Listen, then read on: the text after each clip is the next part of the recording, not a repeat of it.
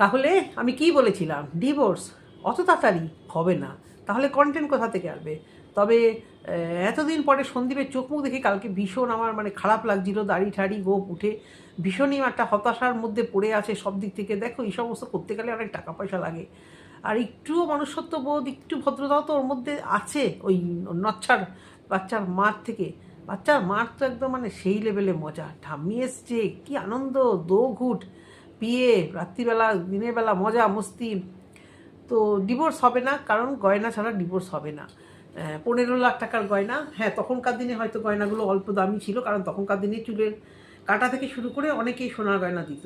কিন্তু এখন, তখন যে হারে ভরি ছিল সোনার, এখন আজকের ডেটে দাঁড়িয়ে 93,000 কত, তার মানে 22 ক্যারেট সোনার ভ্যালু 10 গ্রামে। তাহলে বুঝতে পারছো সেই তখনকার দিনে যদি এইটুকু একটা 2,500 টাকা জিনিস, আজকে সেটা কিন্তু প্রায় তোমার কাছে তোমার ভ্যালু হবে তোমার 15,000 20,000 টাকা। তো সেইখান থেকে দাঁড়িয়ে গামলার যে গয়নাগাটি যেগুলো নিয়ে গেছে সেই অনুযায়ী সন্দীপ বলেছে যে প্রায় আজকালকার বাজার অনুযায়ী 15 লাখ টাকার গয়না কিন্তু সে ঝেড়ে নিয়ে গেছে। ভাই বাচ্চা রেখে গেছে, গয়নাগাটি কী করে গুছিয়েছে জানি না, কী এদের এত লোভ। আর এরাও সন্দীপদেরও বলছি, ছেড়ে দাও না ভাই, তোমরাও ভাই ছেড়ে দাও না, করে নেবে ওই গয়না।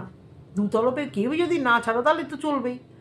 আর অনেকেই বলছে স্ত্রী ধন গি গামলায় নিয়ে গেছে। শোনো, একটা বউকে যদি কিছু জিনিস দেওয়া হয়, লোয়া বাঁধানো বা গলার চেন যাই হোক, যেটা সন্দীপের বারবার মনে হচ্ছে, যে বাচ্চার বাবার মনে হচ্ছে বারবার যে বাচ্চার পিসি যে গয়নাটা দিয়েছে, সেই গয়নাটা কেন নিয়ে গেছে? ভাই দিয়েছে তো তোমার বউকে, তাহলে বউ যদি নিয়ে যায় তাহলে তোমার এত কি, এত লোক কেন? বাচ্চাকে দেখিয়ে দেখিয়ে ভালোবেসে বেসে তো অনেক পেলে, এক ভিউয়ার্সও তো তোমার বাচ্চাকে সোনার চেন দিয়েছে, তা সত্ত্বেও তোমাদের এত কিসের দুই তরফে এত লুভি তোমরা? এই লোভ করতে করতে তোমরা বাচ্চাটাকে কোথায় এনে ফেলছো, এই দিকে তোমাদের ধ্যান নেই। যে ডিভোর্সটা হয়ে গেলে যে যার মতো বাঁচো, এই কেচ্ছা কেলেঙ্কারি অশান্তি ভালো লাগে না। যদিও বাচ্চার বাবা বলেছে ওর কোনো তাড়াহুড়ো নেই, আবার আছেও, কিন্তু কারণ এই অশান্তি ডিভোর্স হয়ে গেলে তো অশান্তি চুকিয়ে গেল। কিন্তু আমরা এখনও ক্লিয়ার করতে পারছি না যে বাচ্চার মা কি মানে দেখবে, এইটুকু থেকেও সে কি নাকচ হাত তুলে দিল যে আমার দেখারও দরকার নেই, আমার দায়িত্ব নেওয়ার দরকার নেই, আমি নেবো না, ঠিক আছে কিছুই নেবো না। হ্যাঁ, কিন্তু বাচ্চাকেও নেবো না, এটা যেন আমার একটু কীরকম লাগে। হ্যাঁ, মানে বাচ্চাকে নেবো না বা দেখবো না, এই শর্তটাতেও কি সে রাজি হয়ে গেল? বুঝতে পারছি না, ক্লিয়ার করে না দুজনের কেউই বলছে না। বললো যে শাঁখা বাঁধানো নিয়ে গেছে, কানের এই সমস্ত নিয়ে গেছে, একটা চেন, সেটাও আবার ওর বাড়ি থেকেই দিয়েছিল বাচ্চার বাবাকে, কিন্তু বাচ্চার বাবা কোনোদিন পড়তো না, বাচ্চার মাই পড়ে থাকতো সবসময় নাকি গয়নায়। সব কিছু মিলে না ভীষণ মানে থুতু ফেলতে ইচ্ছা করছে, জানো তো? থুতু ফেলা ছাড়া আর না কিছু করার নেই।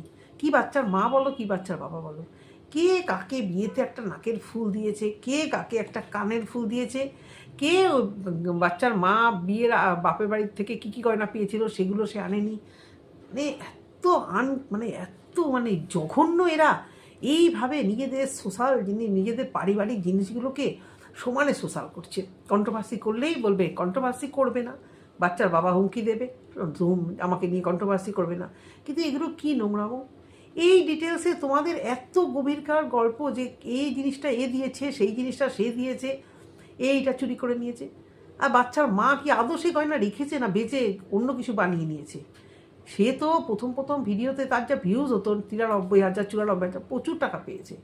তা সত্ত্বেও তার এই গয়নাগুলো সে আমার মনে হয় বন্ধক দিয়ে মানে চলতো। হয় ও ফোকলাকে দিয়েছে বা পারিবারিক কোনো কাজে, কারণ ওকে তো ওই বাড়িতে কিছু দিয়ে থুয়ে তারপর থাকতে হতো।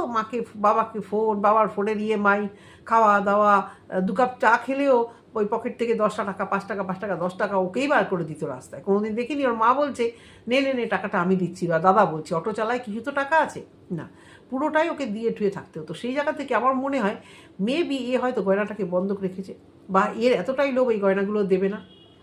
কিন্তু ডিভোর্স পেতে গেলে গয়না তো দিতে হবে, যখন ক্রাইটেরিয়া রেখেছে। নিঃশর্ত ডিভোর্স তো এটা হবে না। এত মানে দুতরফে এত লুভি, এরা চাইছেই না সমস্যার সমাধানটা হোক। এই সামান্য গয়না, তখনকার দিনে তো তোমরা তো আর 15-16 লাখ টাকা দিয়ে কেনোনি। তখনকার দিনে তোমরা যে টাকা দিয়ে কিনেছো বা তোমরা কেনোনি, এগুলো গিফট পেয়েছো।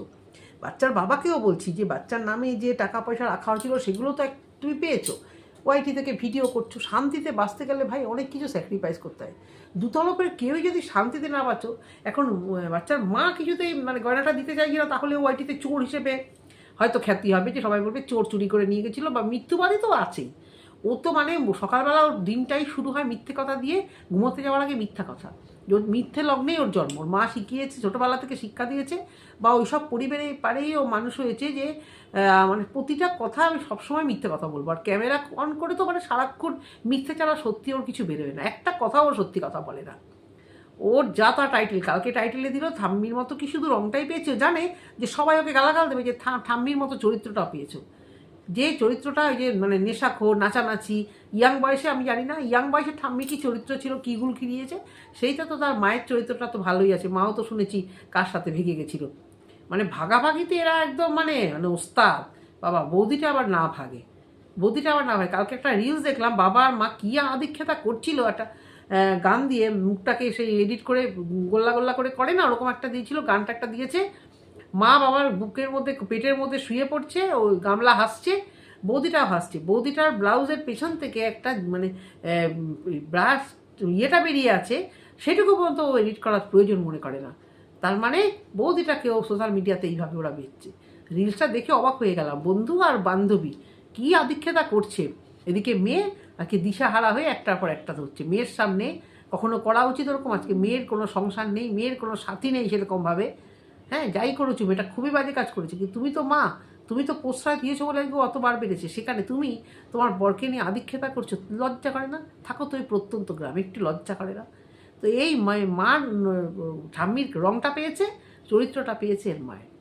সেই জায়গা থেকে এইসব নোংরামো করে বেরিয়েছে, করেছে, কিন্তু বাচ্চাটার জীবনটা নিয়ে টানা হেঁচড়া। বাচ্চাটার জীবন একটা সামান্য গয়না নিয়ে এও ছাড়বে না, এও ছাড়বে না। কি নোংরা মা বাবা, কি নোংরা ঘরে জন্মগ্রহণ করেছে বাচ্চাটা, বলো তো? কী আছে বাচ্চার বাবার, কি আছে? গয়নাগুলো কি হবে না নিলে? তার ননদদের ওই হাতটা, সে তো ননদ তো তার ভাইয়ের বউকে দিয়েছে। এখন আমার মানে মনে হয় কি ওই ননদ এসে কিছু বাইট দিক যে আমার ওই হাতটা আর চাই না, তাহলে যদি কিছু হয়। নিয়ে গেছে, যেটুকু ওকে যা দিয়ে সেটুকু ওর গয়না। হ্যাঁ, শাশুড়ির গয়না শুনছি কিছু গুছিয়ে গেছে, নিয়ে গেছে, সেটুকু তো অন্যায় করেছে। তাহলে গামলা এখন না দিতে পারলে ওকে দিয়ে লিখিয়ে নাও যে ভবিষ্যতে আমি এগুলো দেবো, ভবিষ্যতে আমি এগুলো ঠিক যেরকম যা নিয়েছি আবার সেগুলো ফেরত দেবো। দুজনের কেউই যদি দুজনের জায়গা থেকে না নড়ো, তাহলে তোমাদের সমস্যার সমাধান কে করবে? আর এই মাঝখান থেকে কিছু লয়ার প্রচুর তোমাদের খরচা হয়ে যাবে, তাদের রোজগার হবে। আর এই অশান্তি, দুদিন পর অশান্তি, গামলার শরীরে খিদের জন্য একজনের পর একজন ধরবে। মান সম্মান ইজ্জত বলতে তার তো কিছু নেই। ছেলের বাবারও মান সম্মান ইজ্জত সব কিছু যাবে। সে যদি লাইফে মনে করে কোনো কিছু গুছিয়ে নিয়ে করবে, ছেলের পড়াশুনো করাবে, বেরোবে, কিন্তু সবসময় যদি এরকম একটা অশান্তির মধ্যে থাকে যে দুদিন পর আমাদের এই কোর্টে যেতে হবে, দুদিন পর আমাকে এখানে টেনে নিয়ে যাবে, এই করবে সে করবে। আর কীরকম একা বাচ্চার বাবা ওরকম যাওয়া ঠিক না, কখনো কোর্টে ওরকম একা ওরকম যাওয়া ঠিক না। সবসময় একজন সাপোর্টকে নেওয়া উচিত। এই গরমে হয়তো বাচ্চার দাদু হয়তো সত্যি মানে ওপারও কোনো বন্ধু, তা সেও কি কেউ নাই এই জায়গাটায়? এরা কীরকম, এদের কোনো পাড়া প্রতিবেশী আত্মীয়জন কেউ সাপোর্ট করে না? একটা বন্ধু তো এত মেলামেশা করে বলে আড্ডা দিতে যায়, ওখান থেকে একটা বন্ধুকে নিয়ে তো এর মধ্যে গেলে পারতো। রহস্য অনেক কিছুই ঘোরে। কী হতো একটা বন্ধুর পাশে, সবাই নাকি সব কিছু জানে, সবাই তো সব কিছু জানে তোমাদের। সারা ওয়ার্ল্ড যখন জানছে তোমাদের পাড়ার ওই গুটি কয়েক লোক তো জানবেই। এটা বন্ধুবান্ধব কাউকে নিয়ে যাওয়াটা আমার মনে হয় ভালো। জানি না লয়ার সঙ্গীতা ম্যাডাম তো ছিল না, আর কোন লয়ার ছিল কি না ছিল, নিশ্চয়ই ছিল। দুপক্ষে লয়ার না থাকলে তো এক জায়গায় বসা হবে না, কিছু হবে না। খুবই বিচ্ছিন্ন রকম অবস্থা এদের।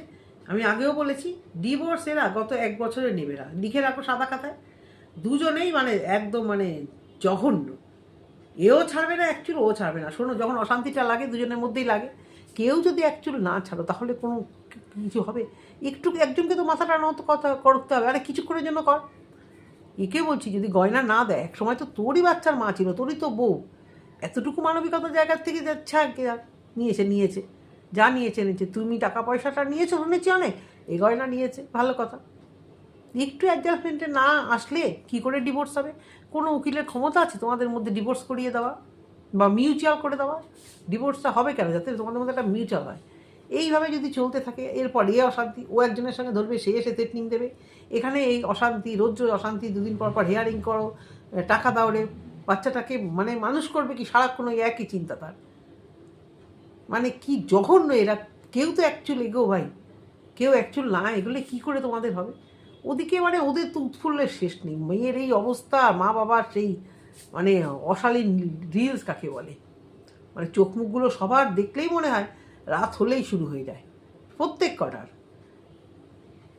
তোমরা যারা ভাবছো ডিভোর্স হবে, সে আঙুলে ঘি দাও, ঘি দিয়ে জোরে রাখো যে এদের কন্ট্রোভার্সি ক্রিয়েটারদের হচ্ছে পোয়া বাড়ো, কারণ এই কন্ট্রোভার্সি আরও 1 বছর তো মিনিমাম, তারপরে আমি জানি না ম্যাক্সিমাম এই যে ডিভোর্সের শর্ত এ 15-20 বছর অবধিও চলতে পারে। কেউ যদি একটু না নম্র হয়, না আমিও ছাড়বো না, না এও ছাড়বে না, তাহলে চলবে, এই কেস চলবে, কন্ট্রোভার্সি করবে আর অশান্তিতে বাচ্চা আবার মানে এখন বাচ্চার প্রায় 3 বছর, 3.5 বছর, 4 বছর বাচ্চা হবে, এই অপমান মাথায় নিয়ে বাচ্চা বড় হবে।